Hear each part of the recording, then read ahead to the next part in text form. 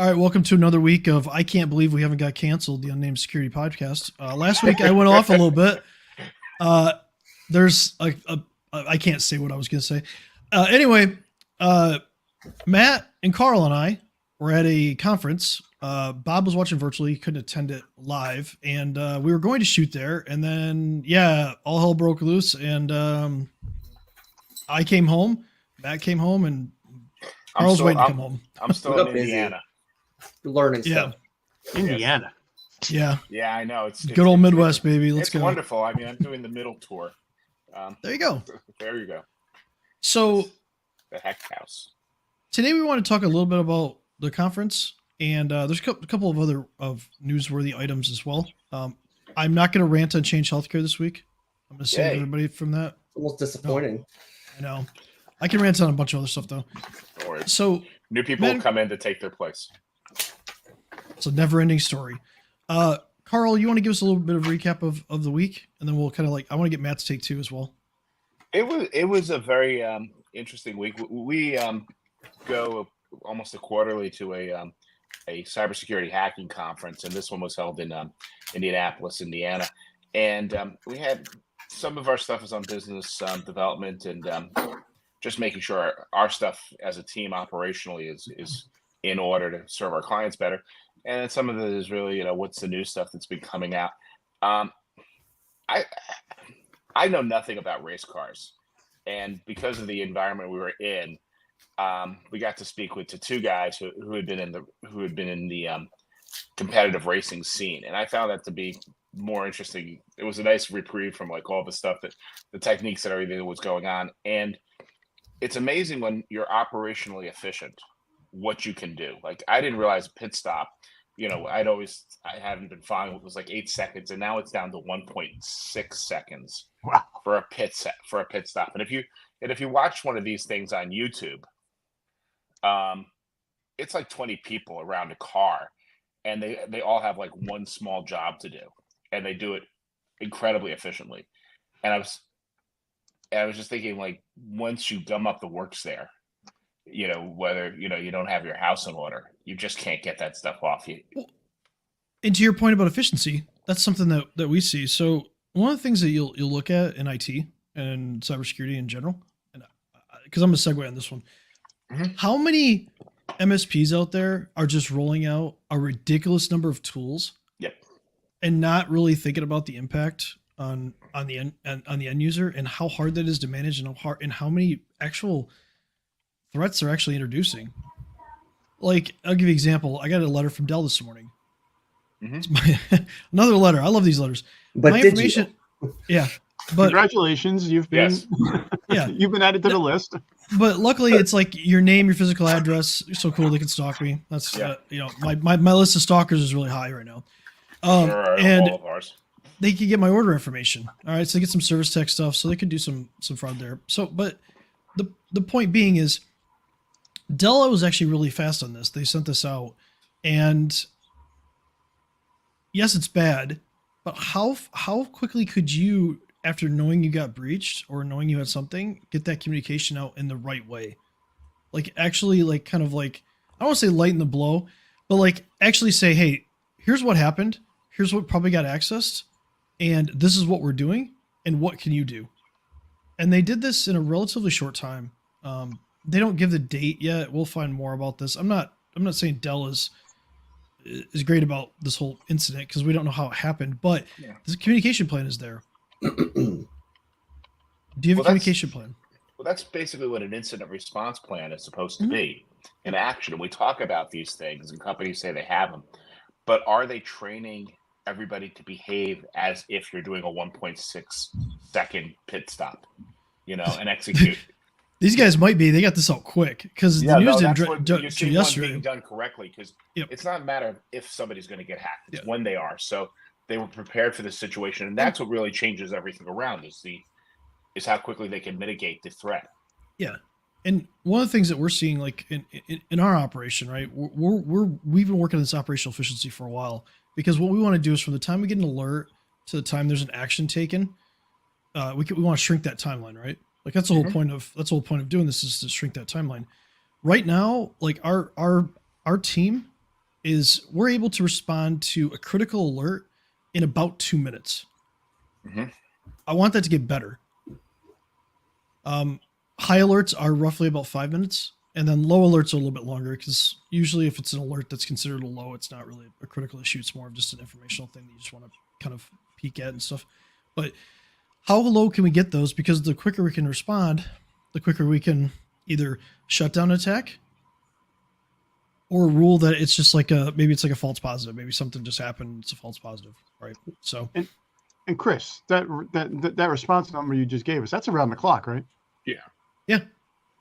yeah. One of the things that we've done is we've invested in a lot of tools where we can have some automation to it. So like AI and machine learning can make determinations without human interaction. So if it's a serious enough issue, we can write out like what's basically a playbook, like you'd have in sports, to say, hey, if this happens, this is how we respond to it, and let it kind of automate, and then have a human kind of validate later.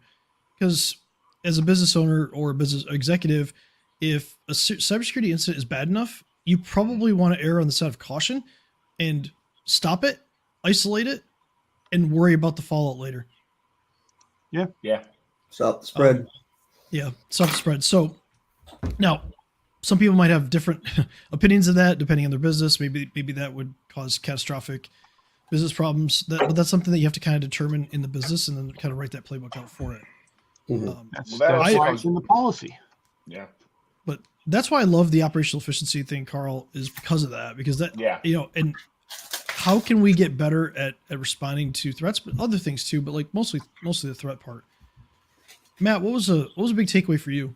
Honestly, really similar to Carl's. It's always nice to see things applied in a different light. They just makes it click different ways. So, people might have trouble with the analogy of a pit stop in a racing team versus cybersecurity response. But the fact of the matter is they do that pit stop. They rehearse it. They get better at it. They have a plan in place.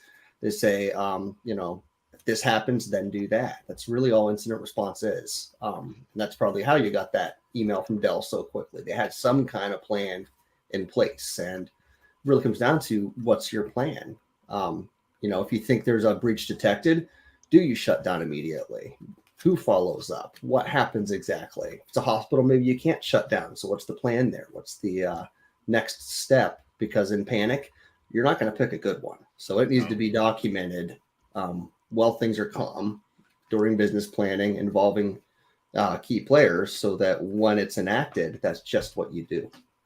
Are you saying that a checklist to follow is something you can consistently do versus just having an emotional response to the situation? I'm saying I love checklists and I hate emotional responses to situations. Yeah. Right. Yes. Well, come on, let's be real. We all act rational when we're emotional. Mm-hmm. All of us, right? Anger. That's why I have the checklist, though. Yeah. That's why we shouldn't shoot a podcast when Change Healthcare is involved. Anyway, moving on. Bob, what was something that? Chris? Yeah, I did an anger response checklist. Bob, what was something that you gained? I actually only caught the first day because I did have some stuff going back on in New Jersey, and it's been such a long time since I was there, so I'm not going to. Okay. I actually been reading so much stuff over the past 2 days. I just saw that the U.S. Patent and Trademark Office applicant data has been leaked now too. It's coming out. That email just came out, and some of the other stuff. So I don't have anything specific from the show. I wish I was actually there, because I'm sure I would have had a better time there than I did where I was in New Jersey. You were missed, but we had no fun, I promise. Nobody misses me. No. Oh, come on. No, you were okay. Carl missed you. I only have to with race cars. No big deal. Yeah. I Thanks, talked guys. to strangers. Sorry. To really have fun, my risk management strategies at Blackjack worked out really well until we had to leave, and then I just threw my risk management out, and then I just handed money out to people. It was a casino night. It wasn't real money. So paid the ransom. You paid the ransom. No, I went from a table that was limited to an unlimited table, and I'm just like, I gotta leave, so I'm gonna see how much money I can get in a very short period of time, and it did not go the way I thought it was going to go. The cards were not in my favor. Which I don't sometimes gamble. I just don't have the patience for it. Well, that's well, what what you wasn't real weren't money. playing for real dollars. Yeah, Yeah. I was playing 3 hands at a time. I was really risking it. I was just like, I was. If we want to go cyber speak here, I was like, I was basically saying, hey, I'm just going to open up these ports on my firewall to my internal network and just say, hey, what's going to happen? And You didn't just open up the ports. You left your password at the default level. Password? I removed the password. What are you talking about? Oh, that's true. It gets in the way. Literally, I published my file share on the internet. And by the way, people actually do this. Like, we're joking here, but like, I've seen people publish their internal file server on the internet and without passwords. Well, it's you wild. go from the. Well, nobody wants my data. I don't have anything good there. Yeah, well, I'll never miss it. But anyway, the best story I have, and I'll finish with this. Is I found this is an accident, by the way. I was looking for some information, and I typed in the wrong IP address for one of the prospects that we were doing a vulnerability assessment for, and I found a VoIP phone server on the internet, and I had access to something like 75 gigabytes of recordings. Ooh, awkward. Yeah, you weren't even looking for it. That's great. I just typed I was one number off on the IP, and it was like Comcast or something like that, and I ended up it was like oh, this is SMB. I'm like, what? So I went to it, and I'm like, I looked at the IP later. I'm like, oh crap, that was the wrong IP. But Open share. I was browsing their file share of their phone service with all the recordings. The recordings went back like, I don't know, like 2 years or something like that. So I could have just went through and downloaded it, and I don't know how much information I could have gleaned off of it, but just think about that. Like that's the kind of stuff that. So I just we actually just went through the PCI recompliance process for us, and as I'm going through the checklist, one of the questions came in was, do you share credit card information via email? No, we don't do that. But if we did, that would have made us a high risk. The next question was, do you have a recorded phone system? That automatically pushes you into high risk on the PCI side. So, because people could talk about, there could be credit cards that were talked about on those phone calls, and it's not. And as you just pointed out, people don't secure that data. That's a valid point. Also, I don't record any phone calls. Neither do we. Well, this week, because I got to hit the airport. All right, it's gonna be a short show, guys. A closing thought. Anybody have a closing thought? Don't click on anything you don't know where it's coming from. So if Carl emails you, don't click on his email. Got it. Please don't open mine. That's high risk by default. Exactly. Exactly. Get ready for PCI. We should do it. We should do a new session in the future about PCI because a lot of changes coming down the road for everybody. Oh yeah, 4.0, right? Yes, it is. Yep. DSS 4.0. Okay. Cool. Well, we'll put a show together specifically around the changes, things like that. Everybody have a safe week. See you next week. We'll talk to you next week. See you next Pitch your week. plane, Carl.